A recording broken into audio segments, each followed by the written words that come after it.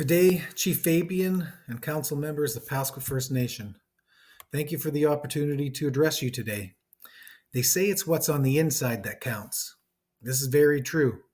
As parents, grandparents, knowledge keepers, and elders, and educators, we perpetuate this narrative whenever we can. We share the 7 grandfather teachings with our youth in hopes that they will grow up to be well-rounded individuals. We want our youth to know that character is the most important, that disposition matters. But this quote is also true when designing an institute of higher learning. When it comes to a school, it's what's on the inside that counts as well. As the administrator of Chief Pasqua Education Center High School, I take my responsibility of supporting our youth and sustaining their well-being very seriously. This is why I put together this short presentation in the hopes that you too will realize its importance. You're joining the team at the right time. We're building a new school. These words were spoken to me when I was first hired as then vice principal at CPEC in August of 2019. The future was looking bright as our student, staff, and community would have a new facility to meet their education needs. There were emails, meetings, and updates throughout the first semester of the 2019-2020 school year.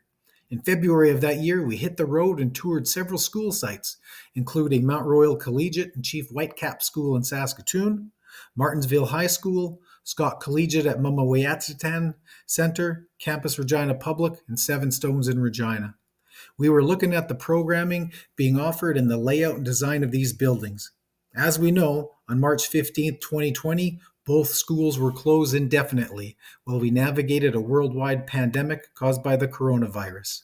COVID ended any momentum that we had gained in terms of building a new high school.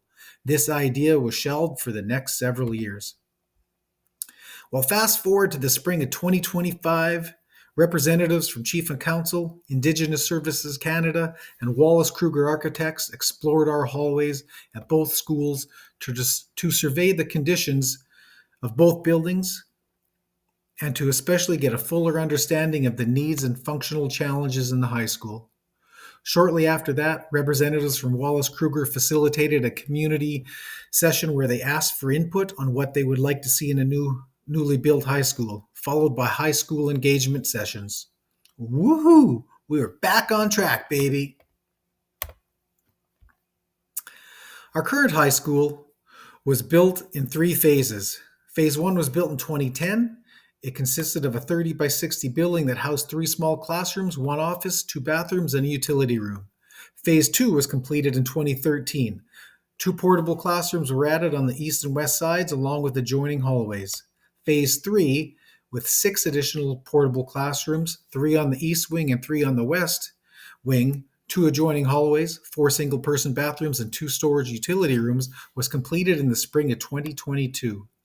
Having 6 new classrooms meant we were able to restructure the main building built in 2010 into a central administrative hub that now housed the main office, a staff room, an elders room, and offices for the stay-in-school coordinator, mental health therapist, the IT specialist, and the principal. This means now we have 8 classrooms in total, 6 being standard classrooms, 1 being a modestly stocked science lab, and the other one being divided into a sensory room and small classroom with a commercial kitchen attached on the side. This is amazing work that PFN leadership has committed to over the past 16 years with no assistance from Indigenous Services Canada, might I add. PFN leadership saw the need and made things happen. With the current feasibility study being prepared by Wallace Kruger Architects, we have a golden opportunity to make some bold choices that will benefit all who learn, work, and visit the new high school.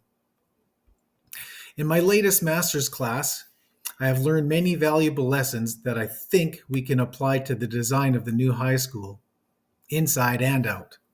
Today, I'll mostly focus on the inside, but I do have ideas for the schoolyard as well.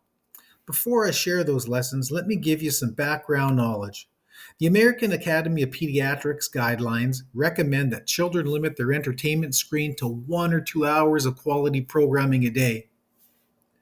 Think of your own children or grandchildren. How many hours a day are they looking at that screen? How many hours a day are they exploring outside and engaging in outdoor pursuits?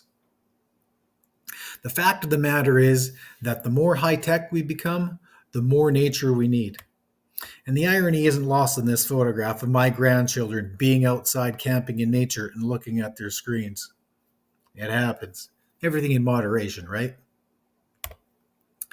Unfortunately, there is a growing gap between children and nature.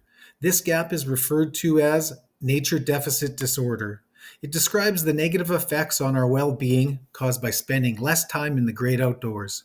We can address this gap as educators through land based learning and outdoor education experiences, through curriculum by getting our students outside, rediscovering Mother Nature. We can also address this gap by getting our families involved in outdoor adventures. This idea of reconnection to nature is foundational to human health, well being, spirit, and survival, and is essential in what I feel should be crucial and imperative design elements. The benefits of this reconnection are many. Reconnecting to nature expands our sense of sight. Just look up in the night sky and you'll see some amazing things. Reconnecting to nature expands our sense of hearing.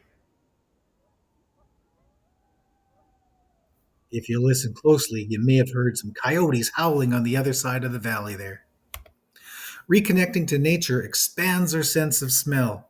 Imagine standing on that path, breathing in the earth, breathing in the rotting trees and decaying leaves. Smells fresh and smells amazing. Reconnecting to nature expands our sense of touch. Imagine crunching those dry leaves in your hands, rubbing your hand across that bark, or touching that nice, soft, green moss. Reconnecting to nature expands our sense of taste. Get in my belly, you delicious Saskatoon berries. Reconnecting to nature reignites a sense of awe and wonder. Northern lights never cease to amaze. Reconnecting to nature supports better health. Just head on outside, go for a hike, go for a walk, especially down here in the valley. Hike those hills. It'll be a great workout. Reconnecting to nature enhances our creativity. This is a picture of a mandala that our Mental Wellness 30 class made one day with natural materials out behind the school. Reconnecting to nature provides new careers and job opportunities. If these two gentlemen here, if the teaching doesn't work out for them, perhaps they'll become great outfitters and can canoe people up and down the Calling Lake system there. Reconnecting to nature brings families closer together. Just think back to all the amazing times that you've had out at Ashams Beach with your own families. Reconnecting to nature stimulates our ability to pay attention and think more clearly. Nothing better than being out in the lake, listening to the silence. Reconnecting to nature helps with recovery from mental fatigue. Sometimes we just need a little bit of rest and a little bit of relaxation. Getting outside often helps us with that. Reconnecting to nature creates a sense of psychological comfort. Sometimes we feel safe when we're outside. Sometimes it can be a little scary, but for the most part, feel pretty safe. Reconnecting to nature improves productivity, health, and happiness. And I know every time I'm out in the land, it brings a smile to my face, just like in this photo. Reconnecting to nature provides us with kinship and a sense of belonging. I think of the Cree concept of the photo, this idea of interconnectedness and kinship. I think of the human to human connections that we have, or in this short video, the human to more than human connection that we have. Reconnecting to nature generally just makes us feel better. Here on PFN, we have an abundance of nature, from open uncultivated fields of grasses and wildflowers to cultivated ones that are seeded and harvested, to small clumps of bush and treed areas, to much larger sections. To, and I may be biased here, the most beautiful place on earth, the Qu'Appelle Valley, with its rolling hills and vegetated ravines, to that majestic winding river and those mysterious murky lakes.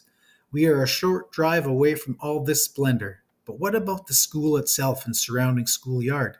Is nature present there? And why should we even be concerned about having nature inside and outside our buildings? Great questions.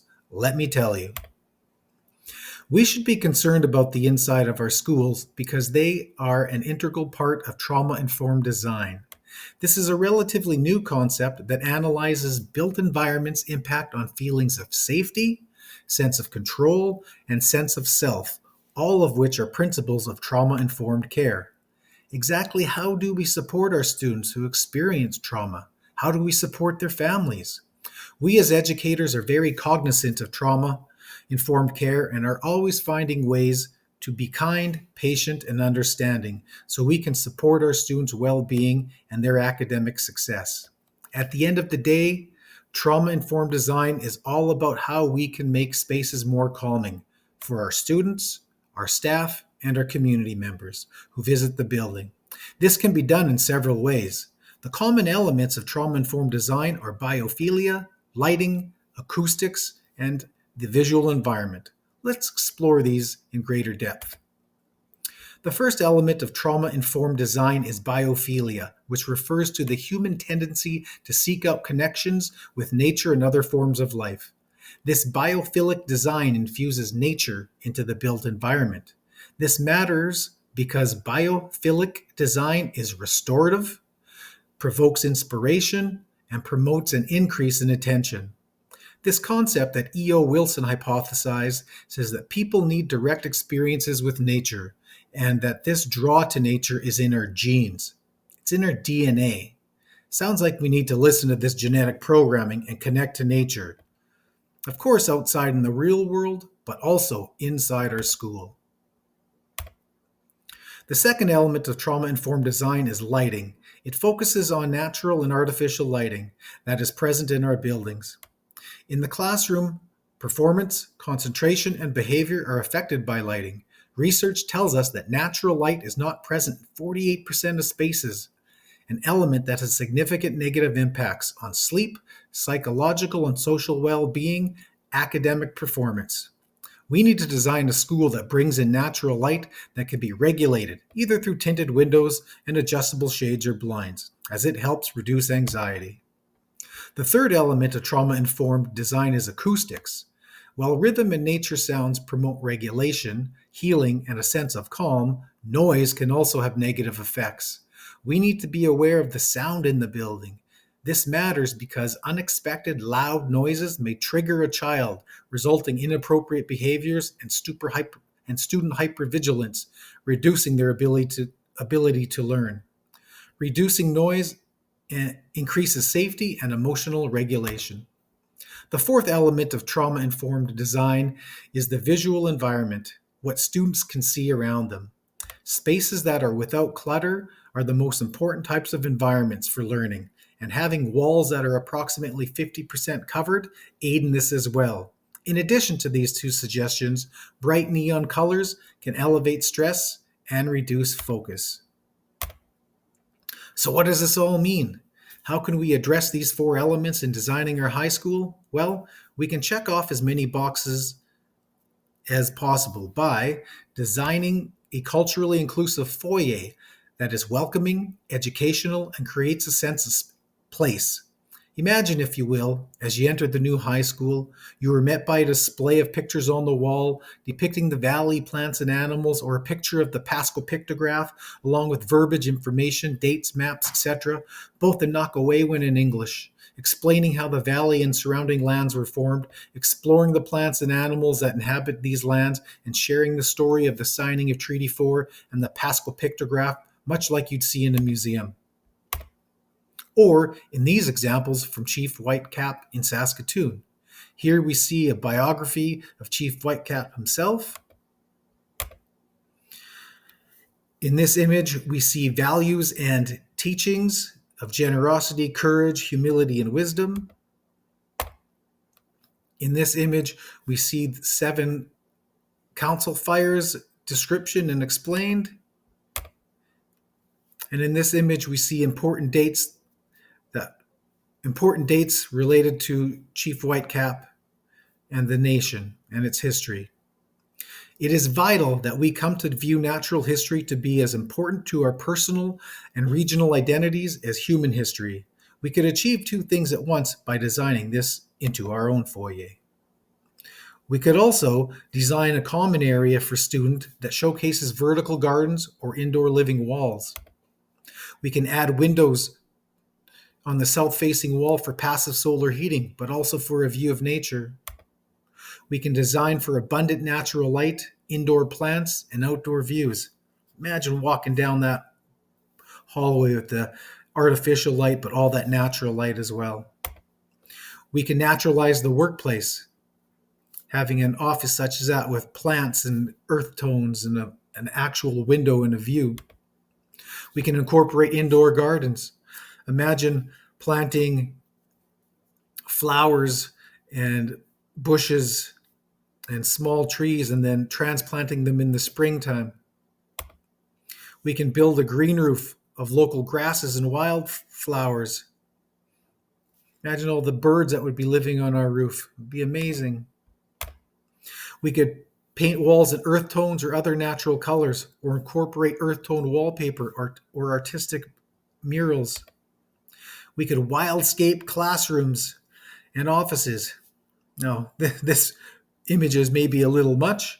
AI got a little crazy there, but still having plants in the classroom is a great idea.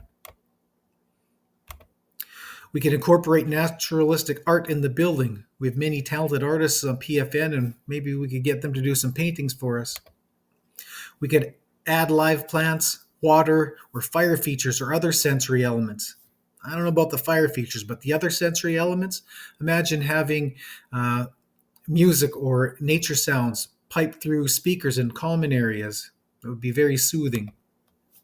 We could utilize stone, wood, clay, cork, rattan-based materials that help create a more nature-based environment. We could design spaces with increased access to windows or other ways to connect students and staff with the outdoors. Imagine being able to just walk through those doors and go into a common area where students would love to hang out, visit, socialize, maybe even relax. We need to bring in fresh air through windows or screened areas, having windows that actually opened to allow the fresh air in or the smell of rain during the spring showers. We could create cozy nooks for impromptu conversations or places for quiet reflection. We could hold meetings or classes in outdoor spaces with greenery and comfortable seating. The ideas are endless. Well, there it is. That's my pitch. That's my presentation. We are at a crossroads. Decisions will need to be made that will significantly impact our students' futures. As a society, as a community, as families, as a staff, as elected officials, we need to give nature back to our students, to our children, to our grandchildren, to those yet born, and to ourselves. We can do this by designing a high school that brings nature to them. Richard Louv says, "To not do so is wrong. To not do so is immoral. It is unethical. Let's do the right thing and bring the outside in and show everyone that yes, it really is what's on the inside that counts." Thank you for your time. Miigwech.